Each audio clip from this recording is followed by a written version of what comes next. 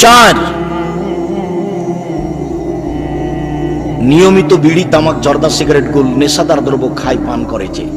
4টা কারণে মানুষ জাহান্নামে যাবে। তো আজকের জন্য শুধু একটা কথা, এই মুহূর্তের জন্য, সেটা হলো খোটা দেওয়া। খোটা দেওয়া কাজটা কি এমন বড় অপরাধ?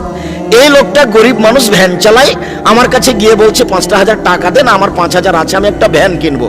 তো গরিব মানুষ, আমি তাকে 5,000 দিয়েছি, একটা ভ্যান কিনেছে।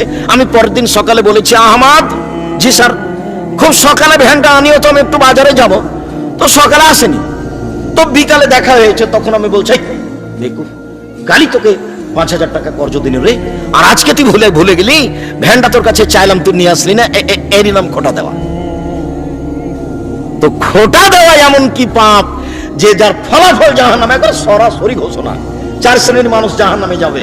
1, বাপ মাকে মানে না যে। 2, জুয়া খেলেছে, যেটা কিছুদিন আগে হয়ে গেছে আন্তর্জাতিক ফুটবল খেলাটা সবচেয়ে বড় জুয়া। তার মধ্যে আপনার ওই মাগুরা জেলার একটা লোক জমি বিক্রি করে 7.5 কিলোমিটার লম্বা পতাকা দিয়েছিল, আর ফেনী জেলার একটা লোক 4.5 কিলোমিটার লম্বা পতাকা দিয়েছিল। 2, জুয়া খেলেছে। 3, খোটা দেয়ছে। 4, নিয়মিত নেশাদার দ্রব্য পান করেছে। এই 4 শ্রেণীর মানুষ জাহান্নামে যাবে। তো 1 নম্বর বাপ মাকে মানে না যে, সে তো মহাপাপী। পৃথিবীতে দ্বিতীয় মহাপাপ হলো বাপ মাকে না মানা, আর 1 নম্বর মহাপাপ হলো শিরক করা। তো বাপ মাকে না মানা মহাপাপ, জাহান্নামে গেল, ভালো কথা, গেল। 2, জুয়া খেলে, জুয়া খেলা মহাপাপ, আল্লাহ বহু জায়গাতে নিষেধ করেছেন, নবী নিষেধ করেছেন। জুয়া এমন একটা পাপ, অবাক পাপ, না করে মানুষ পাপী। কেউ যদি কাউকে বলে যে আসো জুয়া খেলি, খেলেনি, তাহলে 10 জন ফকিরকে 1.25 কেজি করে 12.5 কেজি চাউল জরিমানা দিতে হবে। খেলেনি, খালি বলেছে আসো জুয়া খেলি, অবাক কথা, বুখারী মুসলিমের হাদিস।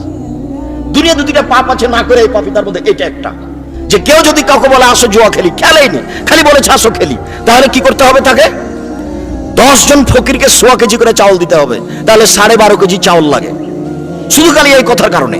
আরেকটা পাপ আছে, করেনি তবুও পাপী। কোন মহিলা যদি সাজগোজ করে পুরুষের পাশ দিয়ে হাঁটে, কোন মহিলা যদি সাজগোজ করে পুরুষের পাশ দিয়ে হাঁটে, তাহলে ও ব্যভিচারণী, ও ব্যভিচারণী, ও ব্যভিচারণী। আল্লাহ নবী কথাটা 2 বার বলেন, কথাটা 3 বার বলেন, অথচ মেয়েটা জেনা করেনি, খালি সাজগোজ করে গেছে। এই কথা মুহাম্মদ সাল্লাল্লাহু আলাইহি সাল্লাম বলেন, আমি অনুবাদক। সম্মানিত দিনী ভাই বোন, ও জেনা করেইনি। বলছিলাম, জুয়া খেলায় অংশগ্রহণ করে সে জাহান্নামে যাবে। 3, নিয়মিত বিড়ি, তামাক, জর্দা, সিগারেট, গুল, নেশাদার দ্রব্য খায়, পান করে যে সে জাহান্নামে যাবে। এ হলো মহাপাপী। অনেক আলোচনা নেশাদার দ্রব্য সম্পর্কে, সেটা অন্যদিন। 4 নম্বর পাপটা হলো খোটা দেওয়া। এইটা কথা, এইটা এত বড় পাপ, আমি আর কি, আমার মনটা চাচ্ছিল, ও তো গরিব মানুষ, আমি তো তাকে 5,000 টাকা দিয়েছি, তো কেন আমার ছোট কথাটা শুনলো না? আমি বললাম একটা ভ্যানটা নিয়ে আসো ভাই, ভাড়া তোমাকে দিব।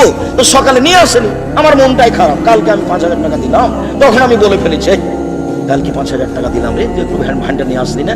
তো বললেন কেন? এটা মনে চাচ্ছে যে ওকে 2টা কথা বলি, এই জন্য মহাপাপ। কথা কি বুঝতে পেরেছেন? এই মনের সাথে জড়িত, এই জন্য মহাপাপ। তো টাকনার নিচে প্যান্ট পরলে আল্লাহ কথা বলবেন না, এটা তো যেমন কথা হলো না।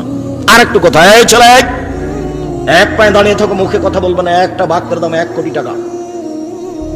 তোমাকে আবারও সতর্ক করছি, উপস্থিত বৈঠকের দিনই মুসলিম বর মুখ খুলবেন না, মুখ বন্ধ রাখেন। আপনার গায়ের উপর দিয়ে আর একজন চলে গেল, মুখ খুলবেন না। এই মেয়ে, চুপ থাকো। আপনাকে একটা হাদিস শোনাই, আপনি অবাক হবেন শুনে। আবু হুরায়রা রাদিয়াল্লাহু তাআলা আনহু বলেন, রাসূল সাল্লাল্লাহু আলাইহি সাল্লাম বলেছেন, ইন্না লিল্লাহি মিয়া রাহমা, আল্লাহর নিকটে ছিল 100টি দয়া। আল্লাহর নিকটে কতটি দয়া ছিল? 100টি। আনজালা মিনহা রাহমাতান ওয়াহিদা বাইনাল জিন্নি ওয়াল ইনসি ওয়াল হাওয়ামি ওয়াদ দাওয়াবি, তার একটি দয়া আল্লাহ ভাগ করে দিয়েছেন সমস্ত প্রাণীর মাঝে। একটি দয়ার ভাগ মানুষ পেয়ে মেয়েকে আম্মু বলে ডাকে, শতবার চুমা দেয়। একটি দয়ার ভাগ পেয়ে কুকুর তার বাচ্চাকে জিভা দিয়ে চাটে। একটি দয়ার ভাগ পেয়ে গাভী তার বাচ্চাকে জিভা দিয়ে চাটে। একটি দয়ার ভাগ পেয়ে সাপ তার বাচ্চাকে আদর করে ডাকে। একটি দয়ার ভাগ পেয়ে মুরগি তার বাচ্চাকে আদর করে ডাকে। 99টা দয়া আল্লাহ নিজের কাছে রেখেছেন, ইয়ারহামু বিহা ইয়াউমাল কিয়ামা আলাল ইবাদ। এই 99টা দয়া দিয়ে আল্লাহ বিচারের মাঠে মানুষকে ক্ষমা করবেন। এরপরেও 3 শ্রেণীর মানুষের সাথে আল্লাহ কথা বলবেন না, তারা কত বড় পাপী। বুঝাতে যদি না পারি আমি অক্ষম। আবার বলি, আল্লাহ নিকটে কতটি দয়া ছিল? 100টি। একটি দয়া তিনি কি করেছেন? সৃষ্টিকুলে প্রাণীর মধ্যে ভাগ করে দিয়েছেন। তা আমি যে আমার বাচ্চাকে একটু কেঁদে উঠলে লাফ দিয়ে তুলে চুমা খায় আর বলি আম্মু থামো, আম্মু থামো, আম্মু চুপো, আম্মু চুপো, আর শতবার চুমা দিই, ওই একটা দয়ের ভাগে। মুরগির বাচ্চাটার আপনি পাশে যান, জীবন বাজি রেখে আপনাকেও ঠোকরাবে এবং তার বাচ্চাকে ঠেকানোর চেষ্টা করবে, ওই একটা দয়ের ভাগে। আপনি গাভীর বাচ্চাটাতে হাত দেন বাচ্চাটার গায়ে, গাভীর বাচ্চাটার গায়ে ছুটে আপনাকে মারতে আসবে, ওই একটাই দয়ার ভাগ পেয়ে। সব প্রাণীর মধ্যে একটা দয়া ভাগ করে দিয়েছেন, তারই ফলে এটা। আর 99টা নিজের কাছে রেখেছেন। এগুলি ব্যবহার করবেন কোথায়? কিয়ামতের মাঠে, বিচারের মাঠে। এরপরে আল্লাহ রাসূল বলছেন, বুখারী মুসলিমের হাদিস, 3 শ্রেণীর মানুষের সাথে আল্লাহ কথা বলবেন না। বলেন তো তারা কত বড় পাপী? তার এক শ্রেণীর মানুষ হলো টাকনোর নিচে পায়জামা প্যান্ট লুঙ্গি পরে যে। আমি অবাক, এত বড় মহাপাপ কেন? অবাকের কোনো প্রয়োজন নেই। রাসূল সাল্লাল্লাহু আলাইহি ওয়াসাল্লাম যা বলেছেন সেটাই কথা। আমাকে তিতা লাগলেও তাই, মিঠা লাগলেও তাই, ভালো লাগলেও তাই, মন্দ লাগলেও তাই, কথা এটাই চূড়ান্ত।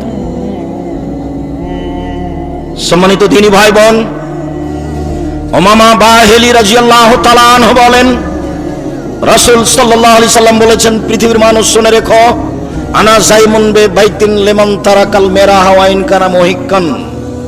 কেউ যদি তর্ক ছেড়ে দেয়, সত্য হলেও তর্ক করবে না মানুষ সমাজে। তর্ক, এটা আব্দুর রাজ্জাক সাহেব বলেছেন। আরে না না এটা বলেছেন, আরে না এটা বলেছেন না, আসসালামু আলাইকুম, আমি গেলাম, আপনার সাথে আমি তর্ক করতে রাজি নই, যা হয়েছে হয়েছে, এই বলে যে তর্ক করে না, তর্ক ছেড়ে দেয়, আমি মুহাম্মদ সাল্লাল্লাহু আলাইহি সাল্লাম তাকে জান্নাতে একটা ঘর নিয়ে দেব।